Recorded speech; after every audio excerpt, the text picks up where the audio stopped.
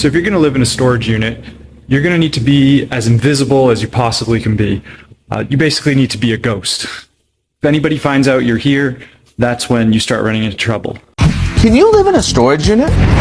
Both state and federal law prohibit anyone from living in a storage unit. In fact, the contract you sign when you get the unit expressly forbids you from doing so. The lack of plumbing, sunlight, heating and air conditioning, and other building code violations are just some of the reasons why it's too dangerous. If you're caught breaking the law or breaching your contract, you may be kicked out or even fined. Do you know anyone who's ever tried to live in a storage unit?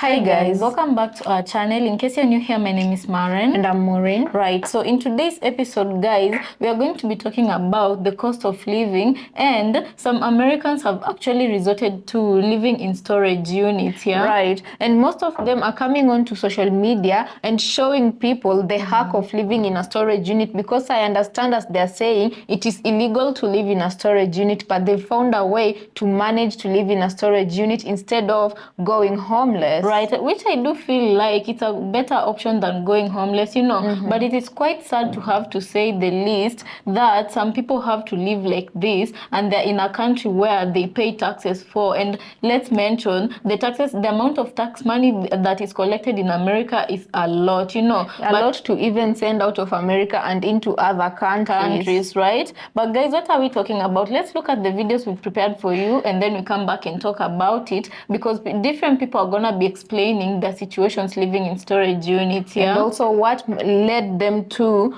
go to live in storage units rather than living in a house or going homeless. Right, so guys, let's watch and then we come back and talk about it. Let us know what you think about this episode on the comment section. Also consider subscribing if it's your first time here. Let's watch. Hi, how are you guys? Working off of a Get Marty tip, we found the Ashb family living here in the storage unit. Actually, they have 2 units, and they've been living here for a while, for months. You've been here a month? At least. Well, actually, it's coming up on 2 months. You're a strong woman. Jacqueline Ashb tells me it's been 2 months since her husband and 3 kids moved into this storage unit. No electricity, no running water, nothing but a space and metal doors, and they sleep here. What do you do at night? Sleep this open? No, we come in and we close it. Doesn't it get hot? That's why it's open right now. And I can't have him sleeping in there with the doors closed. He'll overheat. Peer back into the storage unit. You could see the mattress where the 5 members of the Ashb family sleep every night, including 3 children, with the steel doors closed, no electricity, and no plumbing. It's illegal and it's dangerous. The only light from a cell phone. Jacqueline asked us for help. We immediately called the Allegheny County Department of Human Services. Sources tell me they made contact with the family. I'm also told the family is right now in emergency housing. There's definitely hope and services available to them. Abigail Horn is with the Allegheny Department of Human Services. She is not allowed to talk about the Ashb case, but promises folks who ask get help. There's definitely help available. Of course, individuals and families are all dealing with the challenges that life brings them. And so certainly families, households do find themselves in difficult situations. No one believes a family of 5 should have to ever sleep in a room like this, inside a storage unit, under any circumstances. They wanted living in the storage unit. I was able to get electricity so I could start cooking. Tonight I'm going to finally be able to stretch out while I'm sleeping. It's actually better than sleeping in the car.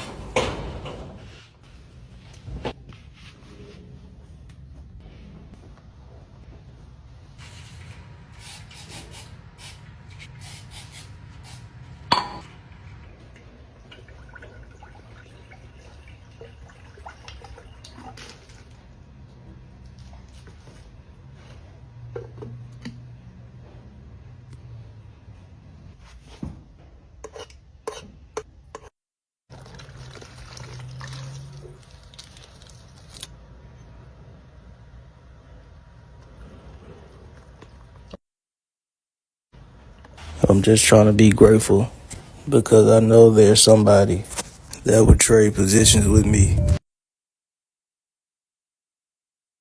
Do y'all remember a couple of months ago the man that went viral for living in a storage unit with his girlfriend? I live in a storage unit because it's cheap in comparison to an apartment. This is our living space. Yes, that is him showing that he was illegally living in a storage unit, showing how it was set up, posted that video on social media, got millions of views, and they got kicked out. He also worked at a hotel where he wasn't supposed to be taking the food, but he showed himself on social media taking the food home to him and his girlfriend, and he lost his job because of that. This man now has been left by his girlfriend. She's now pregnant. And he is crashing out online. If the woman really is pregnant with your baby, why would you want her living in a tent with you? Hasn't she always proven herself to be ride or die like y'all always say y'all want a woman to be? What else does she have to do? Give birth in the tent? As much as he tries to make it seem like all these things are happening to him, like his life is nothing but a series of unfortunate events, a lot of his wounds are self-inflicted. We not getting a job. It sound like y'all jealous because we found a way to make it work without a job, and you still got to work a 9 to 5, pushing 40 hours plus a week. Nobody wants to work a 9 to 5. Nobody wants to pay these exorbitant prices for rent and for mortgage. But as a responsible adult, you realize that shelter is a basic need. At some point, it's not about what you want to do. It's about what you have to do, especially when you're a parent or about to become one. This guy lives out of a storage facility, and you won't believe how he's getting away with it. And how much he's paying. Don't miss the ending on this. The perfect cover. I live in a storage unit because it's cheap in comparison to an apartment. Living here is actually really comfortable. I get a lot of things that I need and want to get done here. I can exercise. Damn. Look at that. I can use the bathroom. Where's the shower? You sponge bathing? Anywhere in the unit. It's climate controlled in here, so it's nice and warm. This unit is 24 hours, so I can come here anytime I want, stay here as long as I need to. We can take naps if we need to and go to sleep. So this is our... I'd be taking a nap all day. Very, very grateful to have this space. The next goal is to get an RV. The next goal after that, tiny home. You mean to tell me this dude lives here, and it's a 24-hour facility, and nobody knows about it? Man, I'm calling them on it. Tell me in the comments what you think. Come on. So the story of Jonelle and Brianna has come to an unceremonious end. And this story gets crazy because there's a new twist to it. So for you guys that don't know, these two decided that they wanted to save money by living in a storage unit originally. But he decided he wanted to post about them living in a storage unit and how much of a flex it was. But that post went viral, and they got kicked out of the storage unit. After they got kicked out of the storage unit, they asked for donations, set up a GoFundMe.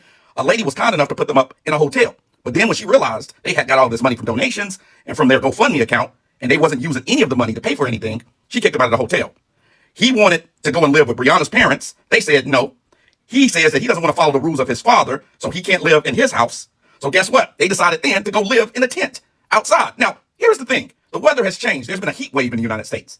And it's been over 100 degrees in many places in the country. So she was like, yo, I had enough. I'm not trying to do this. Originally, she left to go on a vacation with her family. She came back, and then she left again for good. But here's the kicker. She's now pregnant. She's pregnant with his baby. Now, how do you co-parent with someone who's going to have your child half of the time in a tent, a newborn?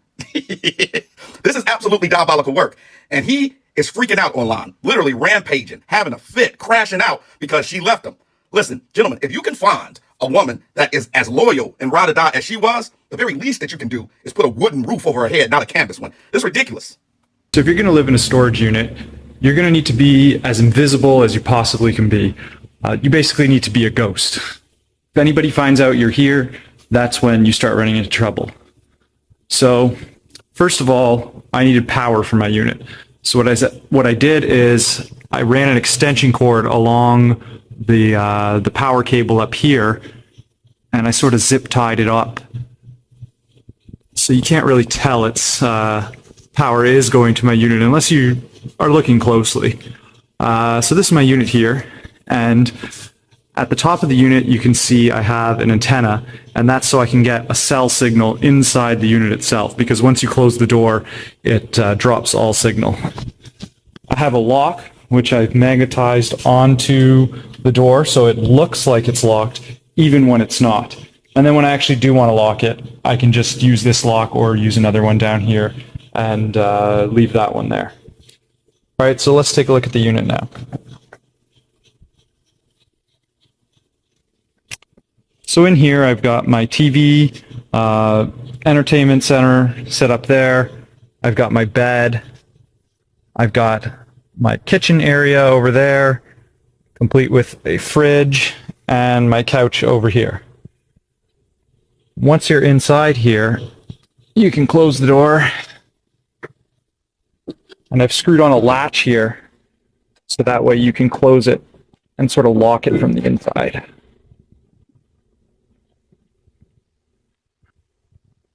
I've also put a mirror up so you can see what you're doing. Up here, I've got a toaster oven, and this toaster oven actually works pretty well. I'd say it works just as well as a conventional oven. I've got some dishes over here. Got some more pots and pans over here, and my fridge is right here. Underneath, I've got a filing cabinet, some tools, and some storage for some other stuff I have. Up on this part of the kitchen, I have cutting board so I can make some lunch or dinner there. I have a hot plate for boiling water, cereal. Up here is the Tupperware, and then over here I've got a food cupboard for all my food. And this is the sink I've built, and the sink is basically like a 25-liter container filled with water, and I've attached these tubes here, so you just open it up, then the water comes down this tube and out there. So you've got running water, you can do dishes, get a drink, whatever, and then the water filters into this bucket, which goes down into these holes here, which goes into a funnel, which leads into a separate container here. And I usually find I have to empty that container and refill that one, usually once a week, maybe twice. So over here above the bed, I've built a bar, and this is just to hold all my liquor and drinks and everything. But I've also got stuff at the back there behind the bed. So what I've done is I've built this little hinge here. This comes out, and then the hinge drops down, and then that can hold in place while you go and get whatever you need to from back there. Over here, I've built a clothing rack, and this works just like it would in any closet. Put your clothes there, except I've included this little latch here on this string, so you can push the clothing further to the wall, giving you more space. Up here, I've built some shelving for some items that I'm storing in here that I don't really use too much. I got my snowboard hanging from the ceiling there. And as you can see, all the stuff I've built in here is all built basically hanging from the ceiling. And the way I did that is I just got 2x4s, really long 2x4s, and put them all the way across the unit. And then I used L brackets to build shelving down from that. So the lighting system here is, these are all like Philips Hue lights. So you can just turn them on and off with either your smartphone app or this wireless switch here.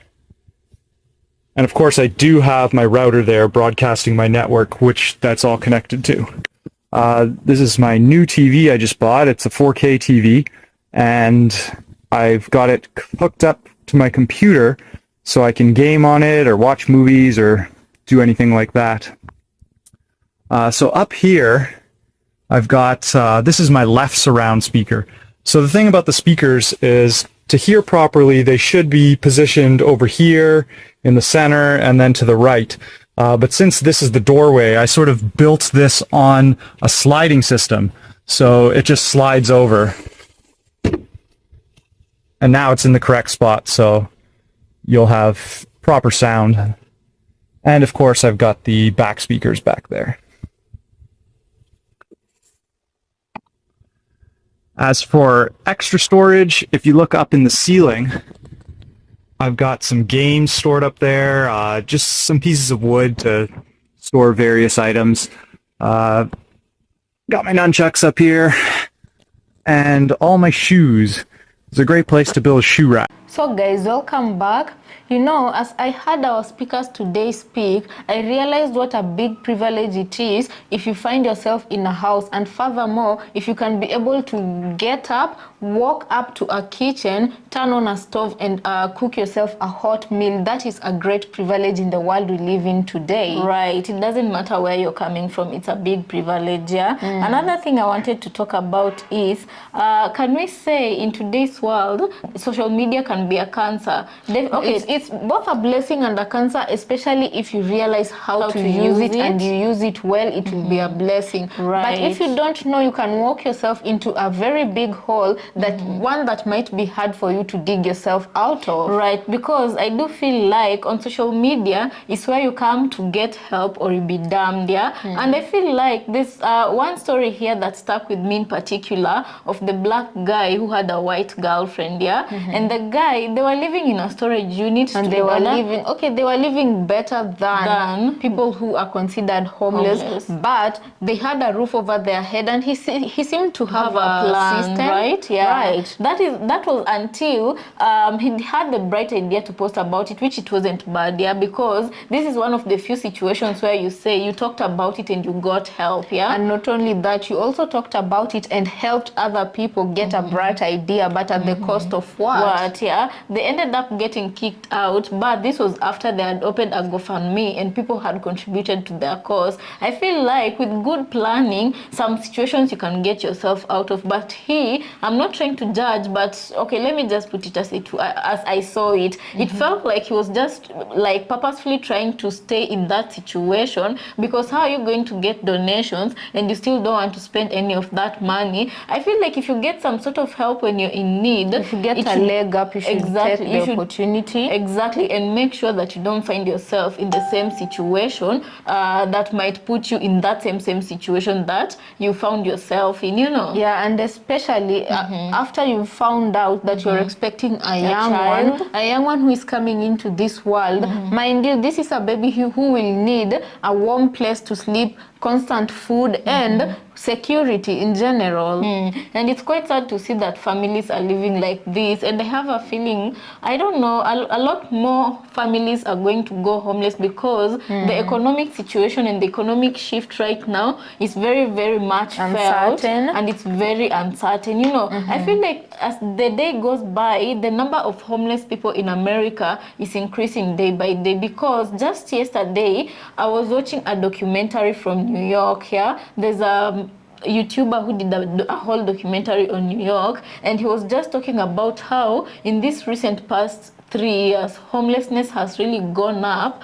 It has shot up so much that, like right now, it's both a pandemic, but it's also a way of life that people are beginning to get used to in New York, and it's quite sad, you know. Right, because growing up, before even yesterday when we saw that documentary, you know, we used to see Manhattan on television, and the Manhattan you were shown on television is versus the Manhattan we see from YouTubers' channels. It's two very different things. Like when you see homeless people in Manhattan, it's almost unbelievable, you know. And this is why I say, when these TikTokers who come on TikTok to show how they are living in storage units, it's both a good thing and a bad thing, because it's a good thing for those who can still afford it, who are not yet totally broke to a point where they're gonna be going homeless. They can still save up and have that as an option. That is if they don't get caught, because I understand that living in storage units is a crime. It's illegal.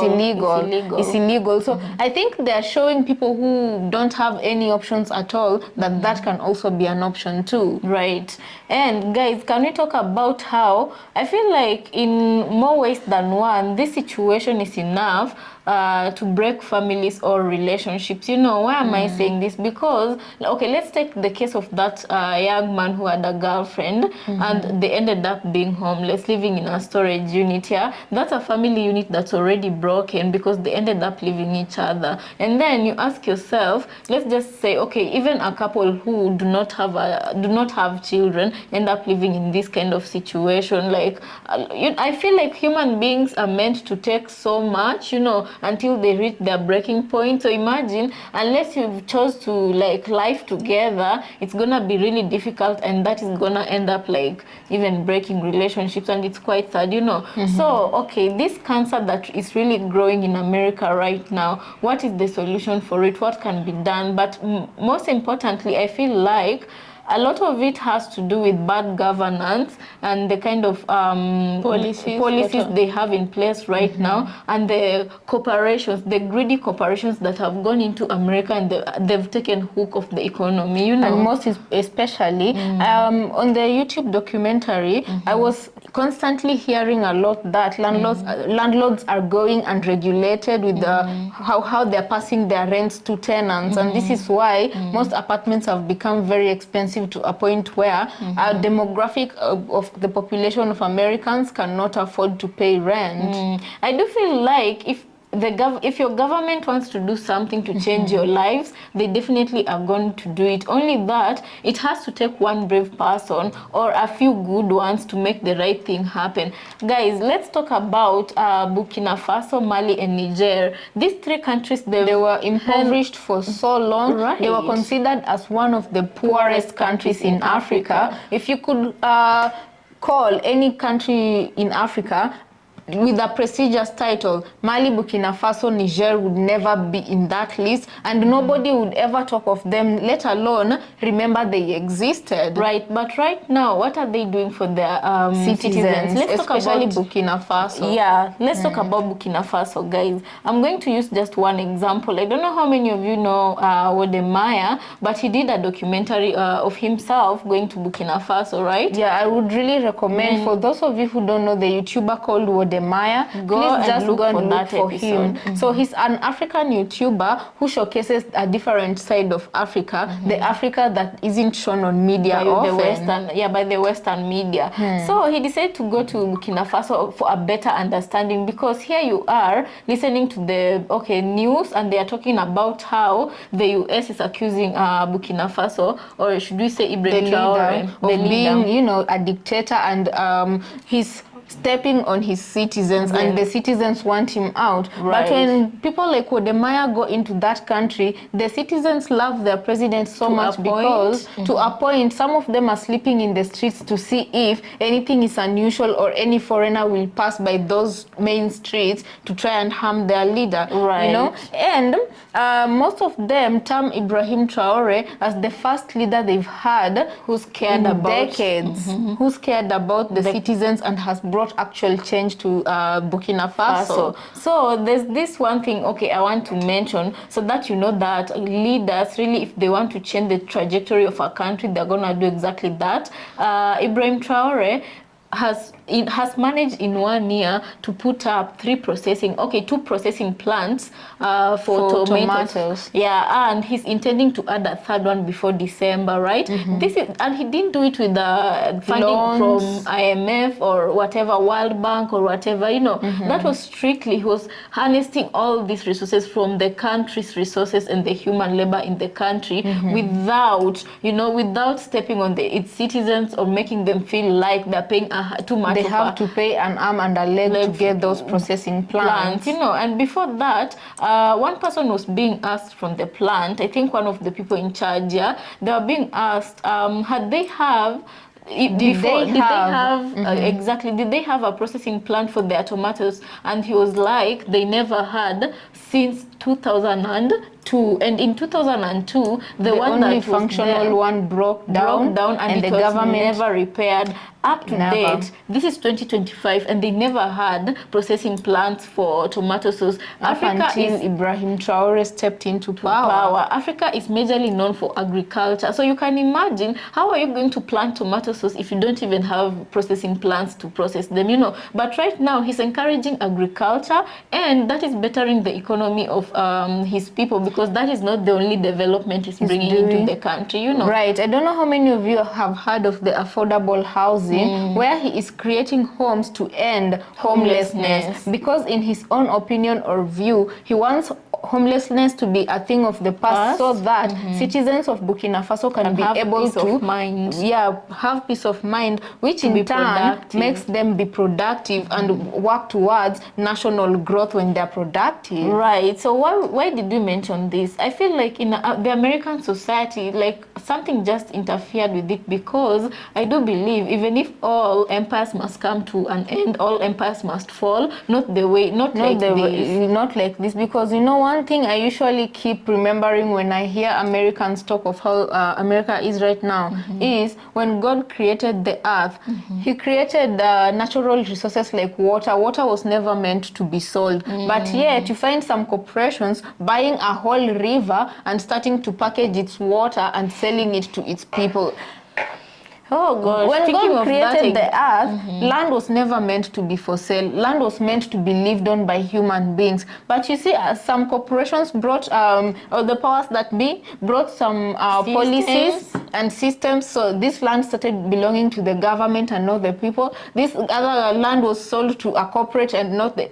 This forest belonged to the government, so the firewood, or should we say the wood you get there to even build your home, is not free. I remember in traditional days, people used to just, cut you wood. want it, if you wanted to get it, you don't pay anybody or anything. But anyway, they said that was an ungovernable way of living. No, that was the way God meant it to be. Those were good Nothing days. was meant to be bought or purchased. Purchased. Even the homes we live in. If it's fruits, can you think about how right now, especially in America, fruits are very hard to get unless you can afford Not to hard buy. to get, they're expensive. They're expensive to get. Especially if they're organic. Exactly. There was a point in life where if you wanted bananas, you just go pluck one from a tree. If you wanted mangoes or oranges, you just go pluck one from a tree. Barter trade used to work between human beings. I have bananas. You have what Mangoes. I need.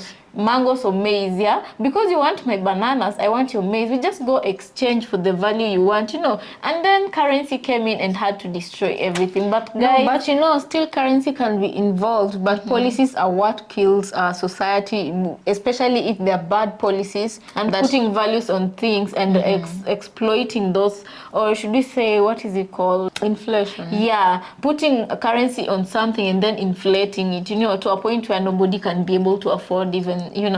Anyway, guys, let us know what you think about this episode. Also consider subscribing if you're new to our channel, and we'll see you on our next episode.